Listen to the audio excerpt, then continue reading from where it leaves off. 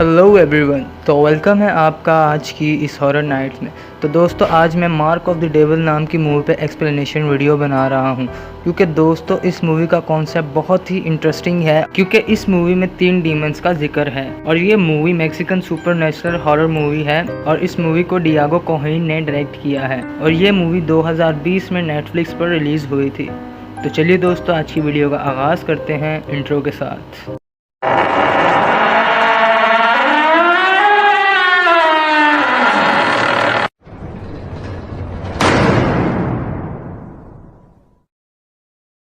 इस मूवी के starting scene में एक बच्चे को दिखाया जाता है और ये बच्चा पोजेस्ड होता है और एक प्रीस्ट इस बच्चे का एग्जॉर्सिज्म कर रहा होता है और एग्जॉर्सिज्म के दौरान ही इस बच्चे की डेथ हो जाती है। तो दोस्तों, प्रीस्ट उस बच्चे की बॉडी को कार में ले जाते हैं और कार चलाते हुए उस प्रीस्ट को उस बच्चे की बॉडी में से किसी के गुर्राने की आवाज़ें आती हैं और प्रीस्ट उस बच्चे की बॉडी को कार से बाहर फेंक देते हैं। लेकिन वो बच्चा मरा नहीं था, वो बच्चा अभी भी ज़िंदा था और उसकी सांसें अभी भी चल रही थी।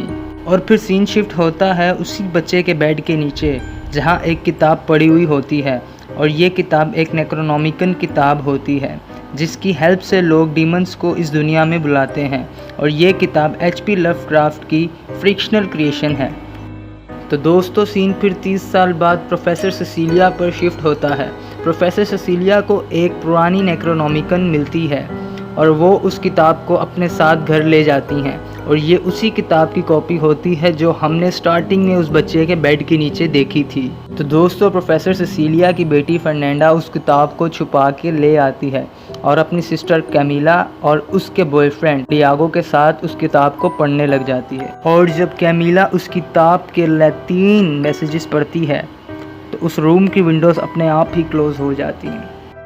तो दोस्तों, हम इस मूवी में कार्ल नाम के शख्स को देखते हैं जो एग्जॉर्सिज्म करता था और चर्च में फादर थॉमस की हेल्प भी करता था जो कि ड्रग एडिक्ट थे। फिर सीन शिफ्ट होता है डियागो, कैमिला और फर्नांडा पे, जहां वो एक डांस पार्टी में एंजॉय कर रहे होते हैं और कैमिला अचानक से ही बहुत ज़्यादा वायलेंट हो जाती है और वायलेंट होकर एक लड़की पर अटैक कर देती है। तो दोस्तों, कैमिला वहाँ उल्टी कर देती है और उल्टी करते हुए उसकी आंखें ब्लैक हो जाती हैं और फर्नांडा जब कैमिला को घर ले आती है तो कैमिला पूरा दिन कुछ खाए पिए बगैर सोई रहती है। और जब कैमिला को होश आता है तो वो नोटिस करती है कि उसकी बॉडी पर वुंड्स बनी हुई होती हैं और कैमिला उसी वक्त ब्लैक सब्सटेंस वॉमिट करके बेहोश हो जाती है। और दूसरी तरफ कार्ल भी एक ब्लैक सब्सटेंस टाइप वॉमिट करता है और उसी वक्त कार्ल पे ड्रग एडिक्ट अटैक कर देते हैं और कार्ल उन सब को मार देता है। और कार्ल उन सब को मारने के बाद उनमें से एक शख्स को बहुत ही क्रीपी वे में खाने लग जाता है और यहाँ हमें पता चलता है कि कार्ल के पास भी कुछ सुपरनैचुरल पावर्स मौजूद हैं और कार्ल इन पावर्स की हेल्प से ही एग्जॉर्सिज्म करता है। और दूसरी तरफ डॉक्टर कैमिला की फैमिली को बताते हैं कि कैमिला को कोई भी मेडिकल इशू नहीं है, शायद पार्टी में ओवर ड्रिंकिंग या ड्रग लेने की वजह से कैमिला को ये सब चीज़ें फेस करनी पड़ रही हैं। लेकिन फर्नांडा को शक होता है क्योंकि उस दिन पार्टी में कैमिला बहुत ही ज़्यादा वायलेंट हो गई थी अचानक से। और उसी रात फर्नांडा कैमिला को उसके रूम में लॉक करके सेसिलिया की नेक्रोनॉमिक किताब पढ़ने लग जाती है और तभी फर्नांडा को अपने रूम में किसी सुपर नेचुरल पावर के होने का एहसास होता है। फिर वो कैमिला का रूम खोलने की कोशिश करती है लेकिन वो खुलता नहीं है और जैसे ही फर्नांडा पीछे हटती है तो कैमिला का रूम अपने आप ही खुल जाता है और फर्नांडा देखती है कि कैमिला अपने ही बेड से नीचे पड़ी हुई थी, ज़मीन पर गिरी हुई थी और फर्नांडा ये देखकर बहुत ही डर जाती है। फिर सीन शिफ्ट होता है सेसिलिया की नेक्रोनॉमिकन किताब पे और वो अपने आप ही बंद हो जाती है। तो दोस्तों, हम कार्ल को देखते हैं। कार्ल बार बार वही ब्लैक सब्सटेंस वॉमिट कर रहा होता है और फिर सीन शिफ्ट होता है कार्ल के फ्लैशबैक में, जो हमने पोजेस्ड बच्चा मूवी की स्टार्टिंग में देखा था। वो और कोई नहीं बल्कि कार्ल ही होता है। और उसी दौरान फर्नांडा भी वही ब्लैक सब्सटेंस वॉमिट करती है और फिर नेट से किसी एग्जॉर्सिस्ट को सर्च करती है। फर्नांडा फिर हेल्प के लिए फादर थॉमस के पास जाती है और फादर थॉमस फर्नांडा के साथ उसके घर पे आते हैं और फादर थॉमस नेक्रोनॉमिक किताब और कैमिला को इंस्पेक्ट करता है। फादर थॉमस और कैमिला की कन्वर्सेशन के दौरान कैमिला की आंखें पूरी तरह से ब्लैक हो जाती हैं और तभी सिसिलिया और उनके हस्बैंड लॉइस वहां आ जाते हैं, जिसकी वजह से फादर को वहां से जाना पड़ता है।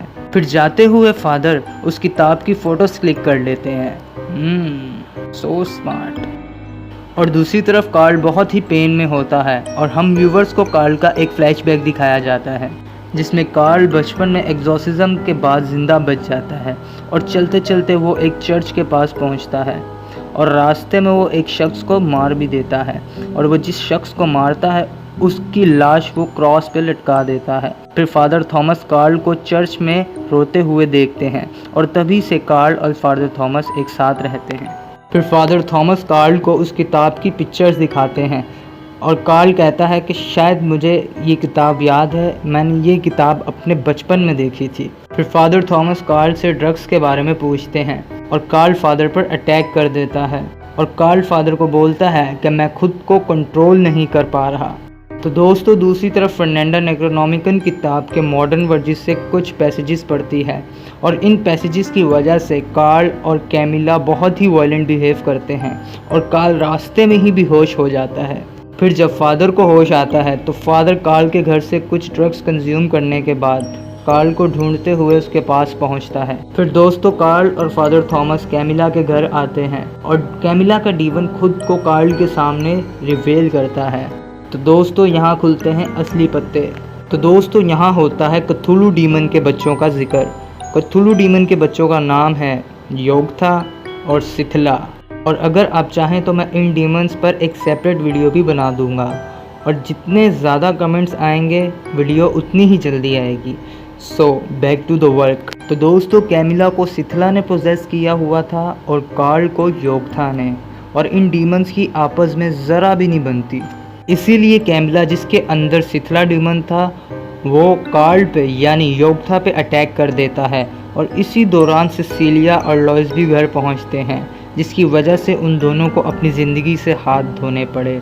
और उसी वक्त कैमिला का बॉयफ्रेंड डियागो भी वहां आ जाता है और इसकी वजह से उसकी भी डेथ हो जाती है और किसी तरह फर्नांडा भी पोजेस हो जाती है और कैमिली और फर्नांडा दोनों ही कार्ल और फादर पर अटैक करती हैं और इनकी फाइटिंग के दौरान कैमिली बेहोश हो जाती है और कार्ल अपने आप को किसी तरह कंट्रोल कर लेता है।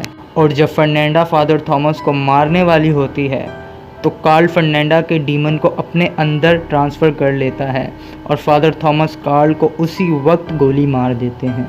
फिर सीन शिफ्ट होता है जहां फादर थॉमस कार्ल की बॉडी को साफ करके रेजुरेक्शन के पैसेजेस पढ़ते हैं और फादर थॉमस कार्ल की बॉडी को कवर अप करके किसी जगह छोड़ आते हैं। फिर सीन शिफ्ट होता है फर्नांडा और कैमिला पर और दोनों ही जिंदा थीं और अपनी कार में कहीं जाने की तैयारी कर रही थी और उनके बिहेवियर को देख के लगता है कि जैसे वो दोनों बिल्कुल ठीक हो गई हों।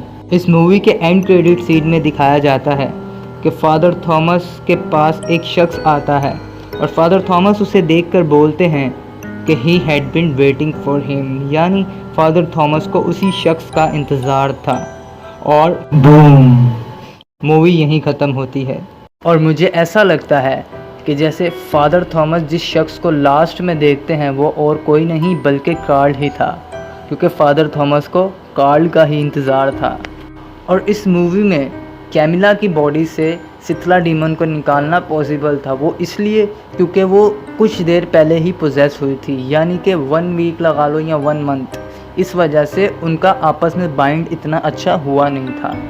और अगर बात की जाए कि कार्ल की बॉडी से योगथा डीमन को क्यों नहीं निकाल सकते थे, क्योंकि बचपन से ही कार्ल की बॉडी में योगथा डीमन एग्जिस्ट कर रहा था, यानी कि 30 सालों से कार्ल की बॉडी पर योगथा डीमन असर कर रहा था, जिसकी वजह से उन दोनों का बाउंड ख़त्म नहीं हो सकता और उन दोनों का बहुत ही अच्छा बाउंड बन चुका है आपस में। और इसी वजह से कार्ल भी योगथा को कंट्रोल करना सीख गया है उसी 30 साल के दौरान। और आप लोगों के दिलों में ये भी सवाल आ रहा होगा कि फर्नांडा को और कैमिला को दोनों को सिथला डीमन ने एक साथ कैसे पोजेस किया।